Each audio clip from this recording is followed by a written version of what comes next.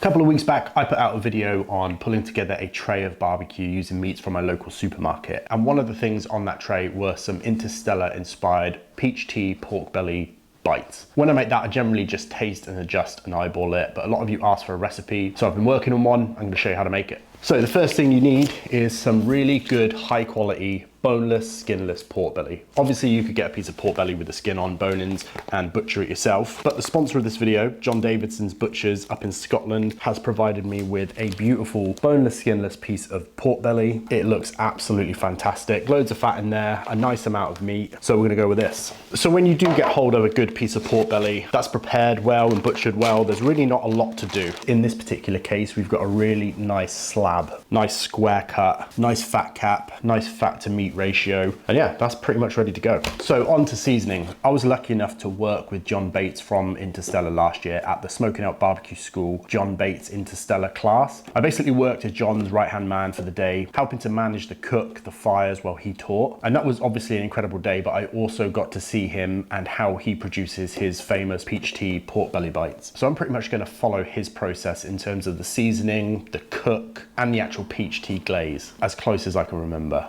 Anyway, the seasoning that John used was pretty standard. He went with the 2 parts pepper, 1 part salt, half part garlic season, 1, 2. And as usual, that's the Kirkland brand from Costco, coarse black pepper. 2 1 part Diamond Crystal kosher salt, half of it on the board. And there'll be links to where you can buy this pepper and salt in the links below. And then we'll go half a part garlic-ish. Bringing back the pork belly, we're gonna get this seasoned up pretty heavily. So although these are ultimately gonna be cubes, we still wanna get that nice classic Texas bark, particularly on the top. So a heavy pepper rub's gonna help with that. So I'm looking for something that looks like that. This can hang out here whilst you get the pit fired up.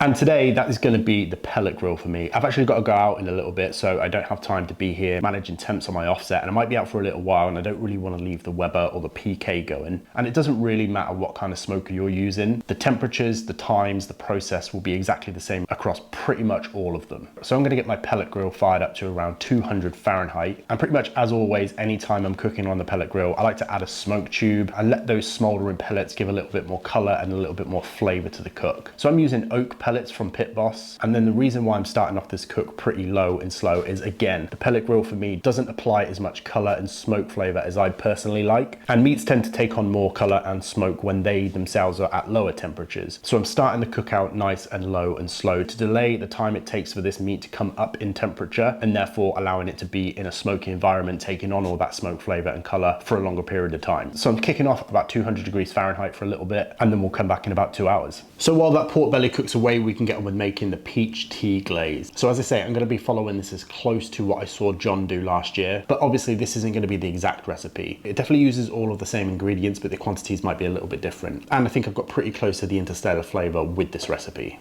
So the first thing you're going to want to do is take a mug and 2 tea bags. Any tea should work. And I'm going to make a pretty strong brew of tea. I found that 2 tea bags and a mug of boiling water is about right, but ultimately we're only going to need a specific amount of this. So give that a good stir and allow that to cool down completely. Once that's completely cooled, you can take these tea bags out. Then the rest of this recipe is all going to be done in grams. So if you're in the US and you don't use grams often, I highly recommend you go out and buy a set of scales. Not just for this recipe, but recipes in general are far more easier to replicate and scale up and down if you use grams. I tried to convert this into cups and tablespoons, but the amounts were never quite right. So if you don't already have a set of scales, I'll put a link below where you can buy some, ones that I recommend. And as well as this specific recipe, I'm going to give you the percentages of each ingredient, so you can scale up the recipe if you need to do a huge batch, or scale it down if you don't need as much. Anyway, surprisingly, the first ingredient in this is peach jam. So here in the UK, this is the only one that I could find locally. It's a peach conserve, so it has little chunks of peaches in there, but pretty much any peach jam or conserve will do. In fact, you can make this recipe with any jam. Interestingly, when John Bates was here, he couldn't get hold of peach jam, so he used apricot and it was really good. So we're going to go in with 1 jar of this, which is 370 grams. Then we'll go on with our concentrated tea,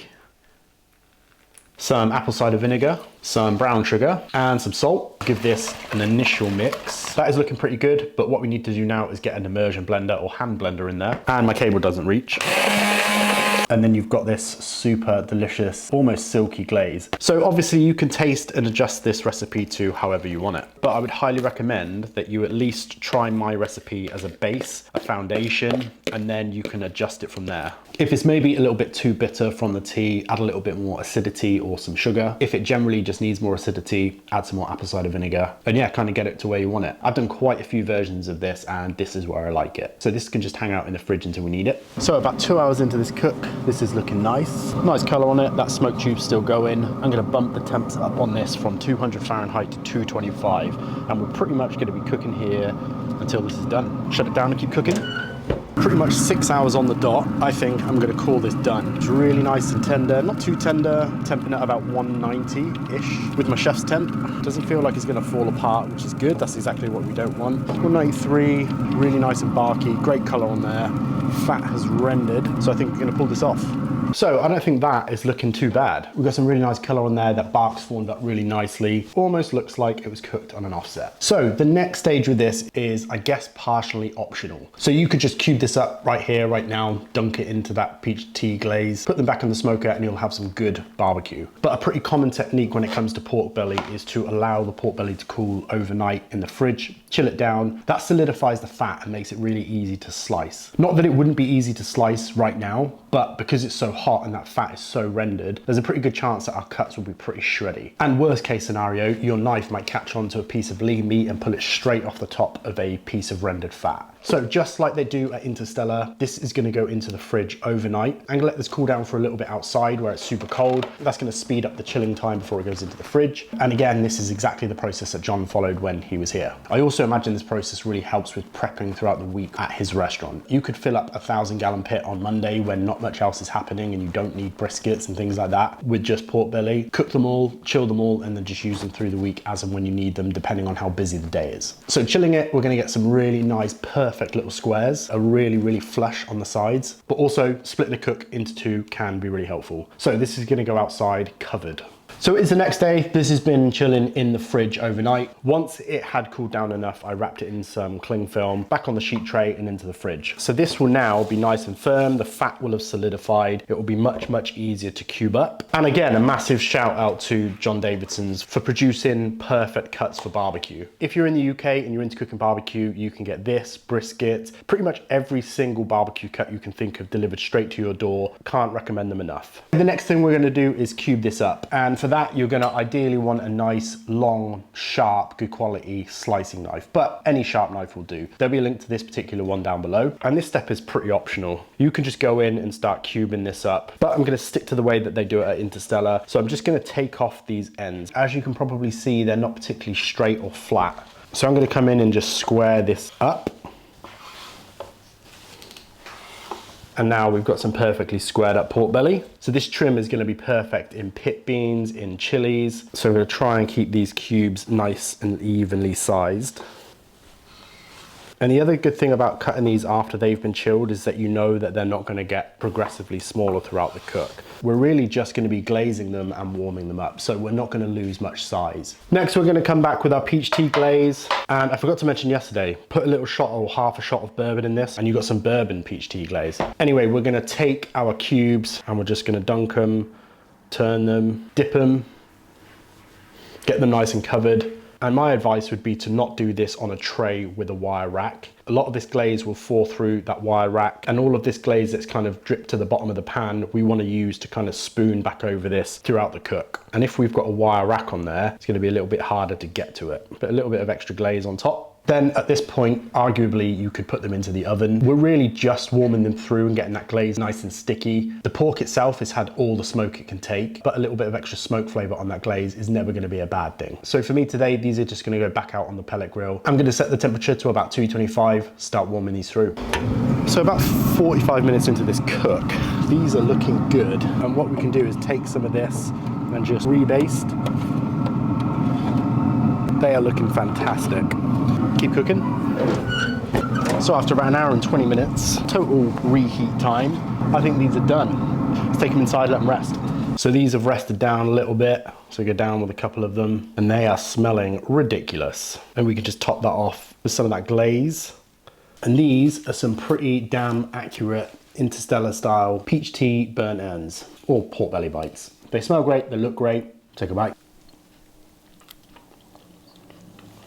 That is about as tender as you get. I can literally just bite through the whole piece. There's absolutely no resistance, but they hold together. They're not falling apart at all. All of that fat's really, really well rendered. The meat is still really nice and juicy. Perfect cook on those, not under, not over. Yeah, happy with that. In terms of the peach tea glaze itself, I've eaten at Interstellar. As I said before, I've worked with John. He recreated these here in the UK. And completely honest, if I went into Interstellar tomorrow, ordered the peach tea belly bites, and they served me this exactly, I certainly wouldn't question it. I wouldn't think they changed the recipe or anything like that. This is a pretty close approximation of what they serve at the restaurant. If I ate at Interstellar every week and then tried these, there's probably going to be a difference, but I honestly think that these are pretty spot on. If you're looking to recreate them at home, I think this is a recipe that you should start with and then just tweak it from there. If you want it less sweet, add less sugar. If you want it more acidic, add more apple cider vinegar. Put that shot of bourbon in there. Do whatever you want, but definitely give this a go. I don't think there's anyone out there that wouldn't be impressed if you put this on a tray of barbecue, whether for your friends or at a pop-up. They're absolutely perfect. So yeah, not a huge amount more to say on those, other than definitely go out and make them. So if you enjoyed this video, please like, comment, subscribe. I'm really trying to get to 100,000 subscribers this year, so please help me out with that. Big thanks to my channel members for supporting me. Drop a comment below if you're gonna try this recipe out. I'd really appreciate it. And I'll see you next week for another video.